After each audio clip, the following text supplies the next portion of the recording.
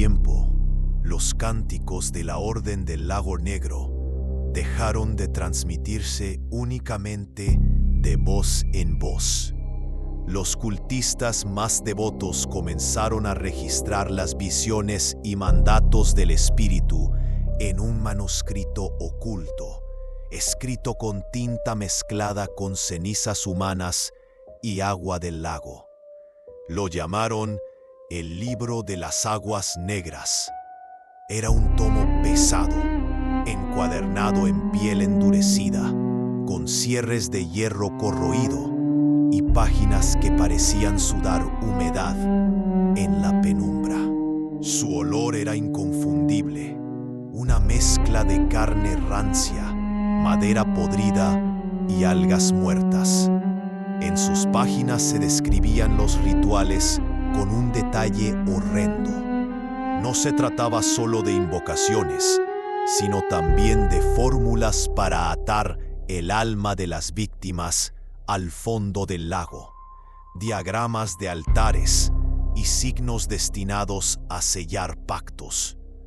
Algunos relatos hablaban de sacrificios que, al hundirse, no morían, sino que abrían los ojos bajo el agua para servir eternamente a la voluntad del lago. El libro también contenía profecías, visiones de reinos futuros que caerían en desgracia si alguna vez intentaban desafiar al espíritu. Entre ellas, un pasaje hablaba de un sol que sangrará sobre las aguas y de un rey coronado en silencio que será devorado sin dejar cenizas. Quienes lo leían en voz alta aseguraban escuchar un eco detrás de sus palabras, como si una segunda voz, grave y distorsionada, repitiera cada frase. Otros afirmaban que al tocar sus páginas, la piel se les erizaba, como si el lago mismo los rozara. El libro no era solo un registro, era un pacto perpetuado en palabras. Cada nuevo líder de la orden debía jurar sobre él, hundiendo sus manos en el agua del lago y dejando que las páginas absorbieran el líquido gélido. El agua nunca dañaba el manuscrito. Al contrario, parecía darle vida, como si cada gota lo alimentara. El pueblo temía al libro más que a la orden misma, porque mientras los cultistas podían ser perseguidos, el manuscrito siempre reaparecía, oculto en cavernas, enterrado en criptas o protegido en cofres sellados con sangre. Nunca se perdió del todo, y cada vez que un fragmento resurgía, la oscuridad se extendía. El libro de las aguas negras se convirtió en el verdadero corazón de la maldición.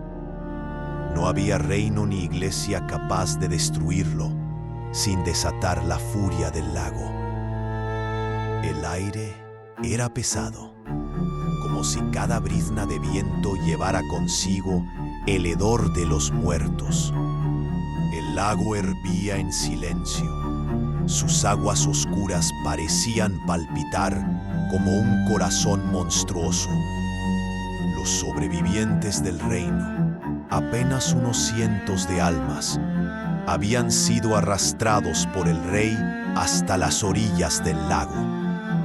Allí, el monarca, con sus ropajes destrozados y la corona oxidada, gritó con voz quebrada: «Oh, Señor de las aguas oscuras, aquí me tienes, cumplo mi parte del pacto». Las aguas respondieron, no con palabras humanas, sino con un murmullo profundo, como miles de voces repitiendo plegarias ahogadas al mismo tiempo. Era un lamento, una orden, una sentencia. Los campesinos se arrodillaron, presas de un terror visceral. Algunos lloraban, otros suplicaban clemencia. pero ninguno podía moverse. Era como si sus cuerpos hubiesen sido clavados en la tierra por la voluntad de esa fuerza invisible. Del lago comenzaron a emerger formas retorcidas. No eran simples cadáveres, eran guerreros, nobles y aldeanos que habían muerto en las masacres anteriores, con la carne colgando, los ojos en blanco y sus bocas abiertas en un rictus de sufrimiento. Cada uno llevaba en su frente la marca ardiente de la condena. El rey enloquecido extendió los brazos y les habló como a súbditos fieles: «Levantaos, servidme una vez más, que el reino no muera, aunque todos lo llamen maldito». Pero aquellos espectros no obedecieron. En su lugar, giraron lentamente sus cabezas hacia él, y sus ojos apagados brillaron como brasas húmedas. El lago rugió como un tambor funerario, y la multitud de muertos empezó a caminar hacia el monarca. Un silencio absoluto cayó sobre los vivos, roto solo por el chapoteo de pies descompuestos caminando fuera del agua. Era el ejército de los condenados, reclamando lo que era suyo. El rey retrocedió, temblando. Por primera vez en su reinado, comprendió que ya no era soberano de nada. El pacto que había firmado no le había otorgado poder eterno. Le había convertido en la primera víctima. El suelo temblaba bajo el paso de los muertos. El lago ya no era un simple cuerpo de agua, era un portal abierto, un vientre oscuro que no dejaba de parir espectros. Cada nueva figura que emergía era más grotesca que la anterior. Caballeros sin rostro, nobles con sus gargantas abiertas, niños de brazos rotos que aún sostenían muñecos de trapo empapados. El pueblo entero estaba allí, contemplando cómo los suyos regresaban de la muerte, no para abrazarlos, sino para arrastrarlos consigo al abismo. El rey gritaba órdenes, intentando mantener una autoridad inexistente. «Formad filas, soy vuestro señor, a mí me debéis obediencia eterna». Pero sus palabras se ahogaban entre los gemidos de los ahogados. El ejército espectral no reconocía reyes ni coronas. Reconocía únicamente la deuda de sangre que debía ser saldada. Los campesinos comenzaron a llorar a gritos. Algunos intentaron huir, pero el barro del lago se abría bajo sus pies, atrapándolos como una trampa viva. Los cadáveres extendían manos frías y huesudas, sujetando tobillos, arrastrando cuerpos, hundiendo vivos en la orilla. El sacerdote, temblando, alzó una cruz de hierro oxidado y recitó un salmo entrecortado. Una ráfaga de viento apagó su voz. La cruz se partió en dos, como si hubiese sido hecha de madera podrida. El horror alcanzó su clímax cuando el rey cayó de rodillas. Por primera vez, sus ojos reflejaron no rabia ni ambición, sino el peso insoportable de la derrota.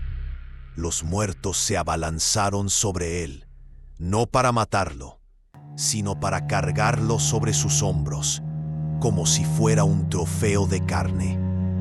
El lago rugió de nuevo, celebrando su victoria. Los ahogados marchaban, y con cada paso, la tierra viva se abría en grietas que dejaban escapar agua negra. El reino estaba siendo devorado desde abajo, no por fuego ni espada, sino por el pacto roto de un hombre. El reino entero se arrodilló, no por devoción, sino porque el suelo cedía bajo sus pies. Las casas se inclinaban, las torres se partían en dos como huesos resecos. El lago crecía sin descanso, tragando cada piedra, cada templo, cada hombre y mujer que aún gritaba en vano. El ejército de los ahogados no necesitaba luchar más. Se había convertido en una marea que arrastraba todo a la oscuridad. Las campanas de la catedral repicaban solas, sin manos que las tocaran, como un requiem para una ciudad que moría. En medio del caos, el rey fue llevado hasta la orilla, donde lo esperaba la figura oscura con la que había sellado su destino siglos atrás. No tenía rostro ni forma definida, solo un vacío profundo envuelto en sombras. «Prometiste fidelidad eterna», dijo la voz, que no era voz, sino un eco que atravesaba la carne. El rey, quebrado, suplicó: «Te di mi alma, ¿qué más quieres?». El vacío respondió: «Todo». Y con esa palabra, el rey fue arrojado al lago, pero no se hundió, quedó flotando, con los ojos abiertos, condenado a contemplar para siempre el reino que él mismo condenó. El agua subió hasta cubrir las murallas, las torres, los campos. El reino entero desapareció bajo las olas negras, dejando en la superficie únicamente burbujas y cadáveres flotando. Silencio, un silencio pesado, eterno. Solo quedaba el lago. En noches sin luna aún se escuchan los tañidos de las campanas bajo el agua y voces que llaman por sus nombres a los viajeros desprevenidos. El lago de las 1000 calaveras no es solo un lugar, es una advertencia, un espejo del precio de los pactos prohibidos.